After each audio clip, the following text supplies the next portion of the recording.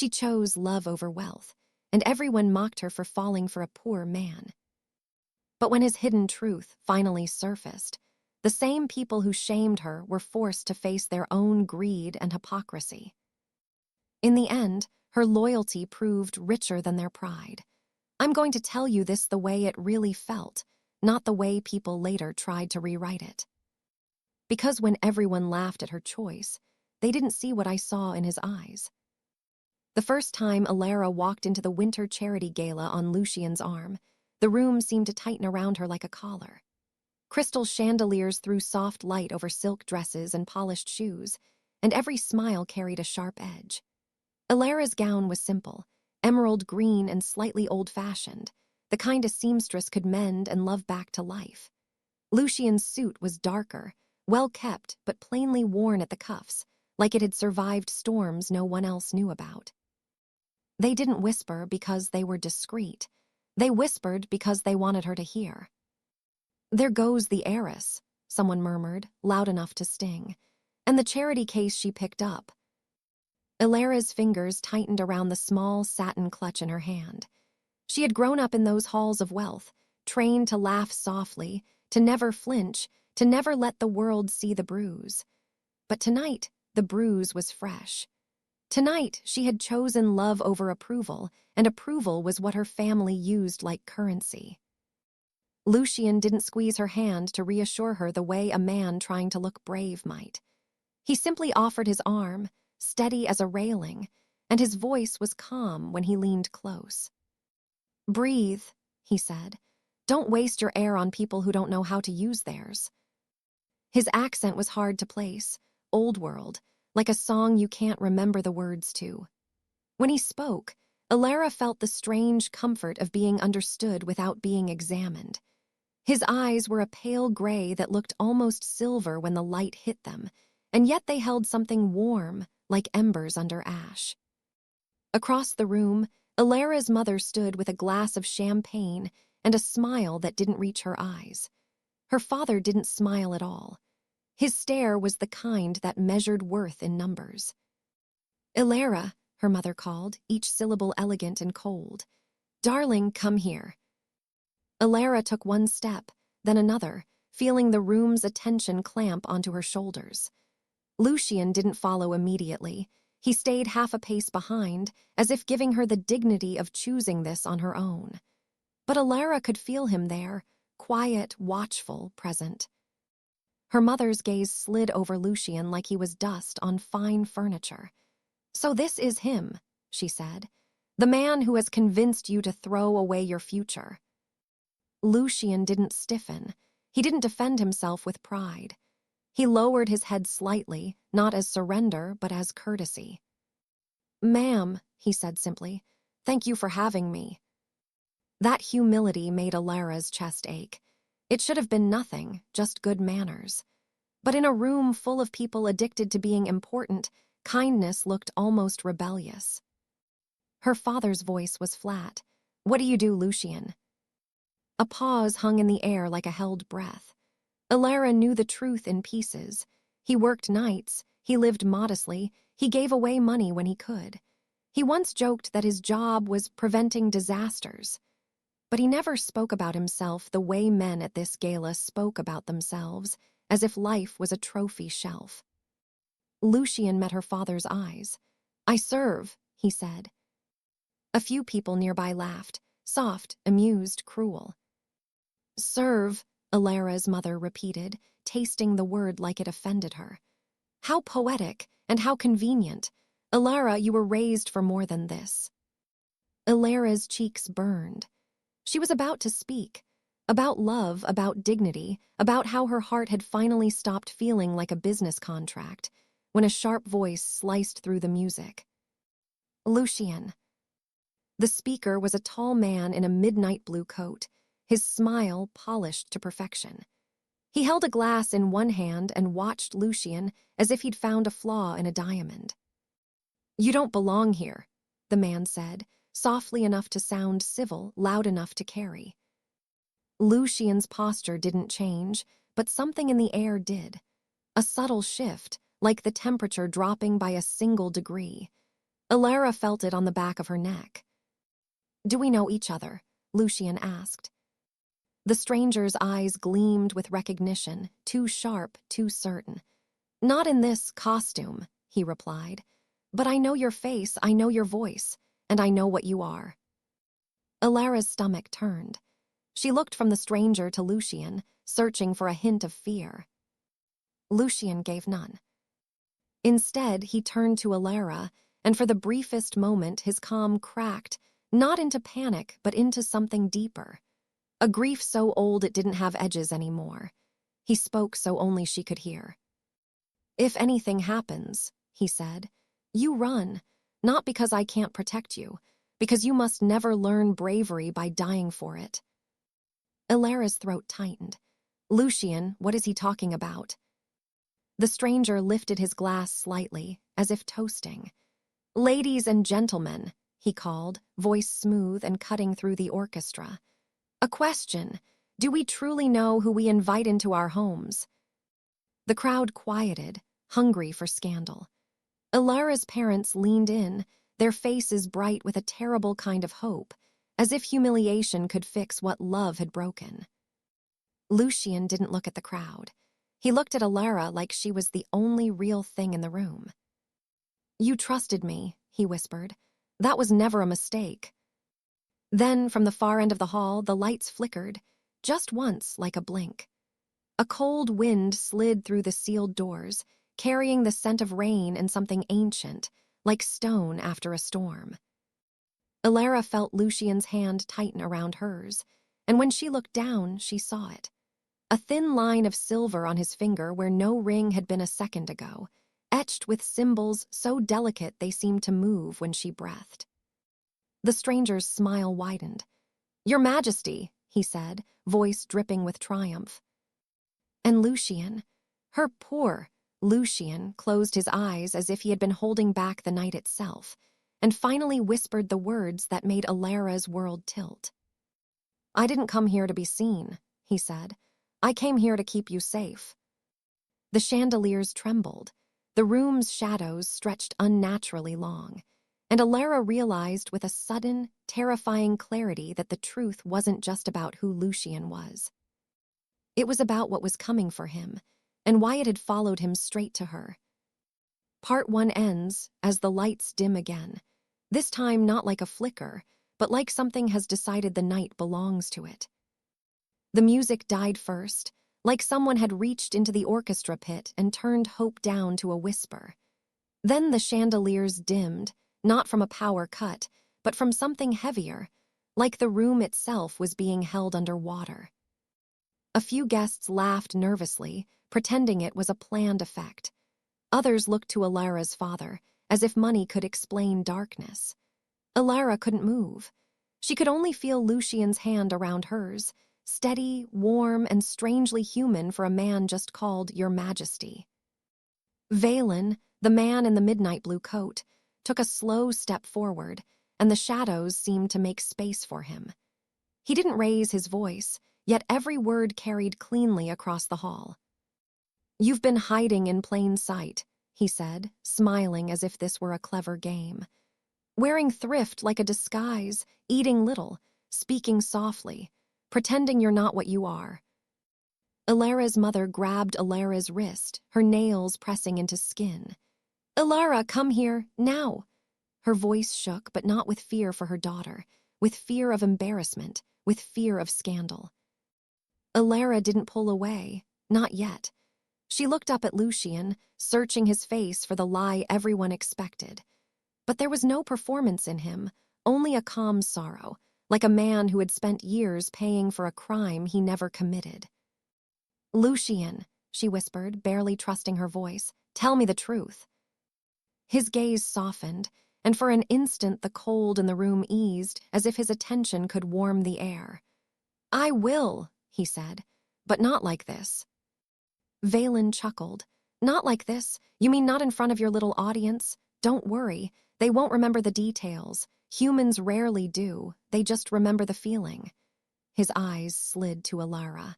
"Fear tastes the same in every language." Lucian's posture changed, not into anger, but into something older than anger. Responsibility. The kind that comes when you've learned the cost of a single mistake. "Don't," Lucian said, voice quiet but absolute. Valen raised his eyebrows. "Or what? You'll finally admit your crown still fits." A hush settled. Even the richest people in the room suddenly looked like children who had wandered into a storm without coats. Elara's heart hammered, loud in her ears. She felt a strange awareness, like the air had turned into a thin fabric that could tear if anyone breathed too hard. Lucian turned slightly, placing himself between Elara and Valen without making a show of it. It was a simple movement, protective, almost tender. Elara realized he'd been doing it all night, shielding her from sharp comments, from cruel glances, from people who treated love like a business decision. "What do you want?" Lucian asked. Valen's smile thinned. "You know what I want. The Crimson Court wants what belongs to it. A king doesn't get to disappear. A king doesn't get to live small." He tilted his head toward Elara. "And a king certainly doesn't get to love a human in public." Elara's mother gasped, as if love itself were the offense. Her father's face went stiff with calculation, eyes darting between Valen's expensive coat and Lucian's worn cuffs, trying to decide which man was safer to stand beside. Elara finally pulled her arm free. Her voice came out stronger than she expected. "Stop talking about me like I'm a punishment." Every head turned. The room, hungry for drama, suddenly met something it didn't know how to digest. A woman refusing to be traded. Lucian looked back at her, surprise flickering in his eyes, then pride, quiet and unmistakable. Not pride in himself, pride in her courage. Valen's expression sharpened. "Bold," he said. "You should be careful, girl. Bravery is a candle, lovely until the wind remembers it exists." Lucian's grip tightened on Elara's hand again, not to control her, but to anchor her. "Elara," he murmured, "stay close to me." She swallowed. "Are you a vampire?" The word felt strange in her mouth, not because it sounded unreal, but because it sounded too real, like naming a thing gives it permission to become permanent. Lucian didn't flinch. "Yes," he said, "but not the story people tell to frighten children." Valen laughed, delighted. Listen to him, always the saint. Lucian's eyes remained on Elara. "When I met you at the soup kitchen last winter," he said softly, "you didn't know who I was. You didn't try to impress me. You weren't afraid to touch a man you thought had nothing to offer." Elara remembered that night with sudden clarity.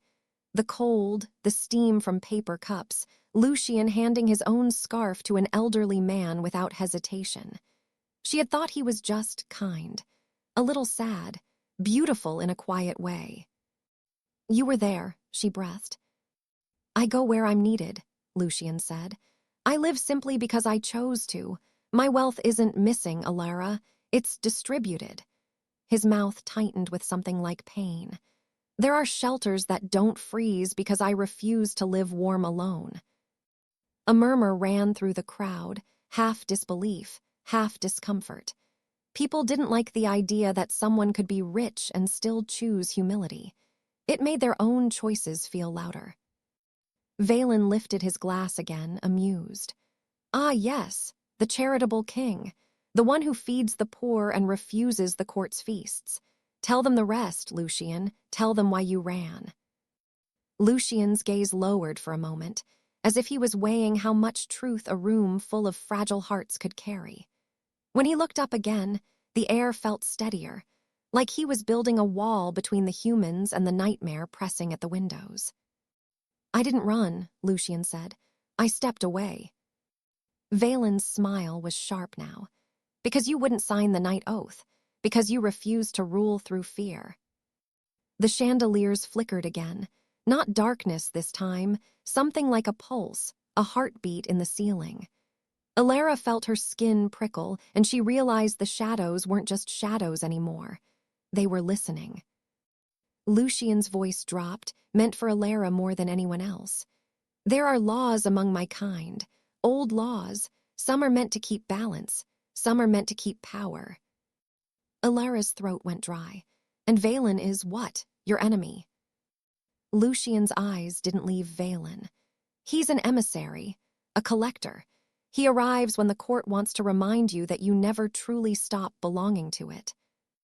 Valen spread his hands as if he were only delivering mail. I came peacefully, Lucian. I even dressed for the occasion. His gaze slid to the guests. But he doesn't understand peace. He thinks it's something you give away for free. A sudden scream rose near the back of the hall. A woman had fainted, and two men rushed to catch her. Panic flared like dry paper finding flame. Lucian's head turned instantly, and Elara saw it then. His compassion wasn't an accessory. It was instinct. He moved toward the fainted woman, but stopped short, as if he were careful not to startle anyone. "Please," Lucian called, voice calm and surprisingly gentle. "Someone get her water, and open the side doors. Let people step out slowly." No one listened at first. They were too busy being afraid. Then Lucian did something Elara would never forget. He didn't shout. He didn't threaten. He simply lifted his hand slightly, palm down, like smoothing a wrinkled sheet. And the room softened. Not asleep, not controlled like puppets, just steadier as if their racing minds had been given permission to breathe. Conversations lowered. Feet stopped shuffling. A few guests blinked, confused, feeling calm but not knowing why. Elara stared at Lucian, stunned by the restraint in that power. He wasn't taking their will. He was protecting them from their own panic. Valen's eyes glittered. "Still playing the hero," he said. "Even now." Lucian's jaw tightened. "Even now." Valen set his glass down on a passing tray as if settling into a negotiation. "Here is the offer," he said. "Return with me tonight, publicly, quietly. The girl goes home. No one gets hurt. No one needs to learn what a vampire's anger looks like." Elara felt a flare of rage at the casual cruelty of the words. "You don't get to bargain with me," she snapped. Valen finally looked at her directly, and for a moment the air felt colder. "You're not the one being bargained for," he said. "You're the leverage." Lucian's voice sharpened. "Enough." The single word landed with weight, and the shadows in the corners drew back as if they'd been burned by it. A few guests shivered, rubbing their arms. Elara's mother took a step away from Lucian, as if she'd suddenly remembered she could be afraid. But Elara didn't step back. Her fear was real, shaking in her bones, yet something stronger held her in place. The memory of Lucian's kindness when no one was watching, and the way he stood here now, shielding a room full of people who had mocked him. Lucian leaned down toward her, speaking quickly and low. "Elara, I need you to listen. Valen can't take me by force here without breaking treaties, but he can provoke chaos and blame it on me. He wants the crowd to turn on us." Elara's lips parted. "Us." Lucian's eyes softened again, and the word "us" felt like a vow he wasn't sure he deserved to make. "Yes," he said. "Us." Valen took a slow step closer. "Make your decision, Your Majesty. Return to the court, or I will make this night unforgettable." Lucian's shoulders rose and fell with a measured breath. "If I go," he said, "you leave them alone." Valen's smile returned, pleased. "Them," he glanced around, then back to Elara. "Or her." Lucian didn't answer immediately. His gaze slid to Elara, and the silence between them filled with everything unspoken. Every quiet dinner, every walk home, every moment she defended him with simple, stubborn love. Elara felt tears sting her eyes, not from weakness, but from the brutal unfairness of it. "Don't sacrifice yourself for me," she whispered. "I don't want love that's built on losing you." Lucian's expression broke just slightly, like a mask cracking to reveal the man underneath. "You already gave me something I haven't had in centuries," he said. "A life that feels clean." Valen's voice cut in, impatient now. Time. Lucian straightened. The air seemed to tighten, like the whole world was leaning in. He looked at the terrified guests, people who had treated Elara like gossip and him like trash. And then he looked at Elara, the one person who had seen him as human before she knew he was. I will go, Lucian said at last. Elara's breath caught. Lucian. He lifted his hand, a gentle stop, his eyes shining with something that looked dangerously like apology. But not as your prisoner, he added, voice steady, and not with her as collateral. Valen's smile vanished. You don't set the terms. Lucian's ring, silver with moving symbols, caught the dim light, and for the first time Elara felt what king meant. Not luxury, not dominance. Burden, duty, a kind of strength that refuses to become cruel. Lucian took one step forward, away from Elara, as if placing his own body between her and fate. Then hear my terms anyway, he said. Because if you touch her, if you frighten these people any further, I will stop hiding what I am. Valen's eyes narrowed, evaluating, calculating. Then, slowly, he smiled again, and it was the kind of smile that promised consequences. Very well, Valen said. If you won't be my prisoner, be my example. He raised 2 fingers, not dramatic, almost casual. The shadows along the walls began to crawl inward, not like monsters, but like a tide of dusk spilling across the floor toward Lucian's feet. Elara's heart jumped into her throat as Lucian's breath hitched, just once, like he'd been struck by something invisible. His hand went to the silver ring, and his face tightened with pain he tried to hide. Valen's voice dropped into something intimate and vicious. The night oath, he murmured. You refused it once. Let's see how noble you are when your own blood remembers the court. Lucian swayed, catching himself before anyone else noticed. Elara did notice. She saw the effort it took for him to remain standing, and she realized the terrifying truth. Valen wasn't threatening Lucian. He was activating something inside him. Elara took a step forward instinctively, reaching out, only for Lucian to look at her with sudden urgency. Don't come closer, he whispered, voice strained. Elara, please. And in that moment, with the shadows closing in and Lucian fighting a war no one else could see, Valen leaned toward Elara and said softly, with absolute certainty, You're about to learn what he becomes when he's forced to choose. Lucian's eyes met Elara's one last time, full of fear, not for himself, but for what she might witness. Then the silver symbols on his ring flared like moonlight, and the room's darkness held its breath. Silver light spilled from Lucian's ring as if moonbeams had been trapped inside metal, and the shadows on the floor answered it like they had been waiting all night. The air tasted of rain and cold iron, not sharp enough to hurt, just old enough to make everyone's skin remember fear. Lucian's breath turned uneven. His face stayed composed, but the muscles in his jaw trembled with restraint, like he was holding back a storm using nothing but will. Elara saw his fingers curl around the ring, and for the first time she understood what Valen meant by the court inside him. It wasn't a mood. It was a chain. Valen watched with the patient satisfaction of someone tightening a knot. There it is, he murmured, almost lovingly.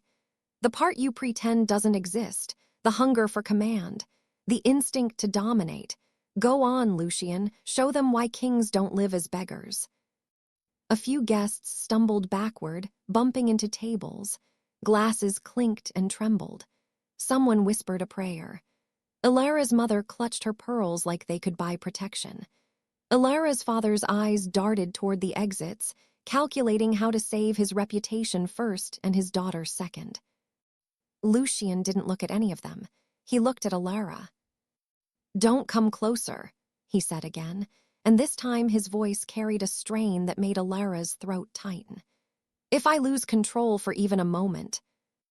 You won't, Elara interrupted, surprising herself with how steady she sounded. Her heart was pounding so hard it felt like it might bruise her ribs, but her feet moved anyway. One step, then another, straight toward him. Lucian's eyes widened. "Elara." "I know what everyone here thinks," she said, loud enough for the front tables to hear. Her voice shook, but it didn't break. "They think you're poor and therefore you're nothing. Now they think you're powerful and therefore you're dangerous. But I've seen you when nobody was watching." She reached out and touched his wrist.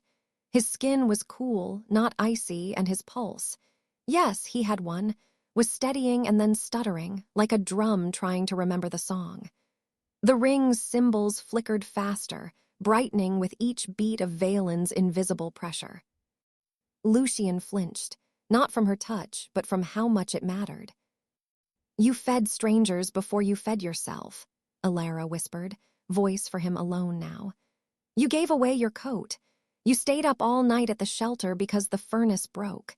You sat with a child who was scared of the dark and you didn't leave until she fell asleep.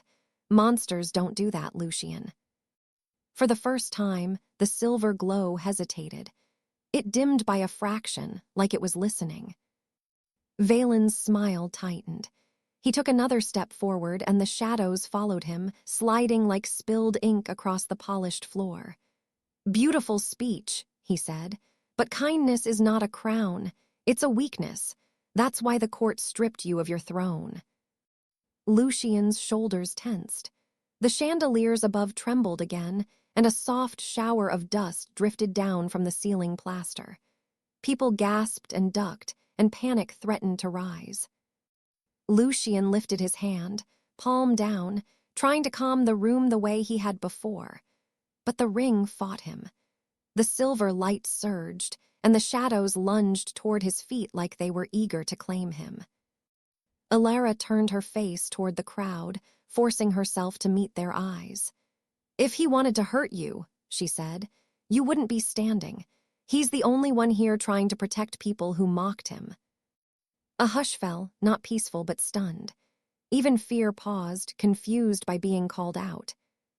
At the edge of the room, one of the servers, a young man Elara recognized from the shelter, took a cautious step forward with a tray of water. His hands were shaking, but he didn't run. "He's right," the server said quietly, voice cracking with bravery. "That man has been paying for medicine for my sister for months. He never told anyone. He never asked for thanks."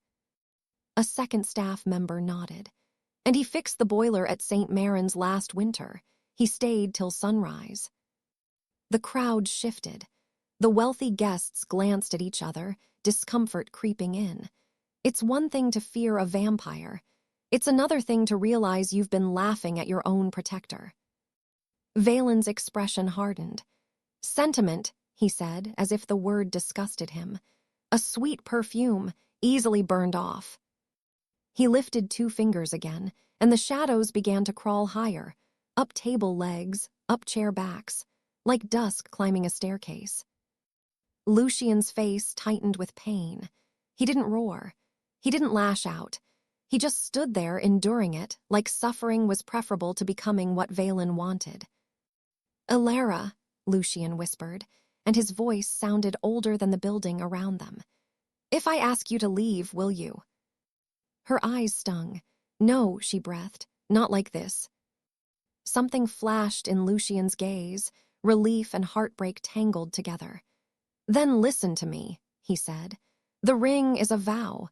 The court uses it to pull me back into obedience. The more afraid people become around me, the tighter it gets." Elara swallowed hard. "So Valen is trying to make them panic so it locks you." Lucian nodded once, barely. "Fear feeds the oath." Elara's mind raced.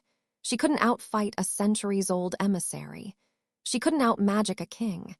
But she could do one thing: she could refuse to give Valen what he wanted. She turned fully toward the guests again, her voice rising, carrying through the hall with a strange clarity. "Everyone, please," she said. "Look at him. He's fighting himself to keep you safe. If you run screaming, you're helping the man who came here to hurt us. Breathe. Stay calm. Hold someone's hand. Just stay with me." It shouldn't have worked. People don't become brave because a woman asks nicely.